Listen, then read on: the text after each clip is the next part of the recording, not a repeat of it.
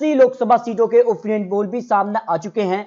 आज चुनाव तो लोकसभा की 80 सीटों पर यूपी में किसका परचम लहराएगा, क्या महागठबंधन बनने जा रहे हैं, क्या आंकड़ा बन सकता है, क्या राहुल गांधी की भारत जोड़ो यात्रा से यूपी की 80 सीटों पर फर्क पड़ेगा, क्योंकि वो अपनी अमेठी सीट इससे पहले 19 लोकसभा चुनाव में हार चुके हैं। तो किसको कितनी सीटें, क्या गठबंधन बन सकता है, गठबंधन का स्वरूप क्या होगा, क्या समाजवादी पार्टी और यहां पर बात की जाए तो जिसका से माना जा रहा है कि बसपा हो या फिर आरएलडी, क्या एक साथ मिलकर चुनाव लड़ेंगे, ये काफी महत्वपूर्ण हो जाता है। भाजपा के साथ अपना दल निषाद पार्टी मिलकर चुनाव लड़ेंगे, ये काफी महत्वपूर्ण है। अपने दम पर भारतीय जनता पार्टी कितनी सीटें यहां पर मिल सकती हैं। बात की जाए 2014 लोकसभा चुनाव में तो बीजेपी ने यहां पर 73 सीटें हासिल की थी, समाजवादी पार्टी ने 5 सीटें, कांग्रेस को 2 सीटों पर जीत मिली है। लेकिन अगर बात की जाए वोट शेयर के लिए तो भारतीय जनता पार्टी को करीब 42% वोट शेयर, समाजवादी पार्टी को 22%, बहुजन समाजवादी पार्टी को 19 और कांग्रेस को 7% वोट शेयर मिला था। लेकिन 2019 में भारतीय जनता पार्टी की सीटें घटी क्योंकि महागठबंधन बना था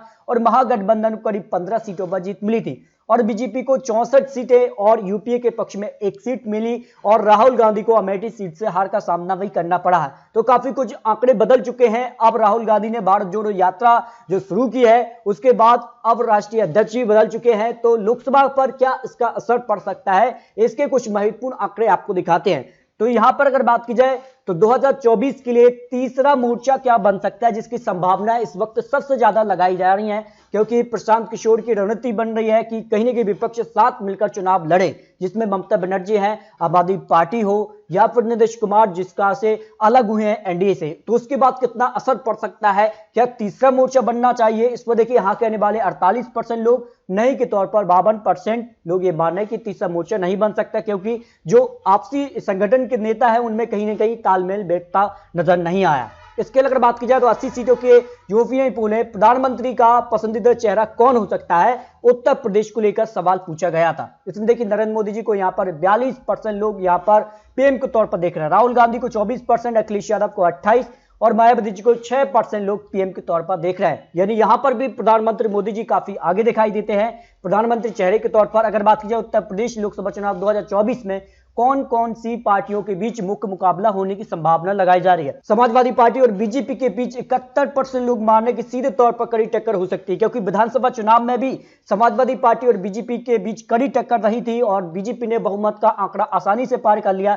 लेकिन समाजवादी पार्टी की वोटों में इजाफा हुआ है, समाजवादी पार्टी को जबरदस्त फायदा भी हुआ है, भले ही उन्होंने सरकार नहीं बनाई। लेकिन अगर बात की जाए तो यहां पर भाजपा और बसपा के बीच अगर बात की जाए तो 4% यहां पर टक्कर हो सकती है, कांग्रेस और यहां पर बीजेपी के बीच 19% लोग मान रहे हैं। यानी सीधे तौर पर समाजवादी पार्टी और बीजेपी के बीच ही लोकसभा की 80 सीटों पर सीधा मुकाबला देखने को मिल सकता है। और अगर बात की जाए तो किसको कितनी सीटें अब ओपिनियन पोल के हिसाब से 80 सीटों पर मिलने की संभावना लगाई जा रही है। देखिए अगर बात की जाए तो 64 सीटें बीजेपी को 2019 में मिली थी, लेकिन इस बार कुछ अंतर देखने को मिल रहा है। समाजवादी पार्टी का विधानसभा चुनाव में भी अच्छा खासा यहां पर वोट शेयर भी बढ़ा है और सीटों में इजाफा हुआ है। इस कारण से बीजेपी को कुछ सीटों का नुकसान हो सकता है, जो अनुमान लगाया जा रहा है 64 के मुकाबले बीजेपी यहां पर करीब 60 सीटों तक पहुंच सकती है, यानी कुछ सीटों का नुकसान हो रहा है। हालांकि बीजेपी यहां पर दावा करी कि 75 सीटें वो पार करने वाले हैं, ये आने वाला वक्त बताएगा। समाजवादी पार्टी यहां पर 14 से 18 सीटें बन सकती हैं, बीएसपी को 1 से 3 और कांग्रेस को 1 से 2 सीटें। लेकिन माना यह जा रहा है कि इस बार क्या महागठबंधन फिर से बनेगा,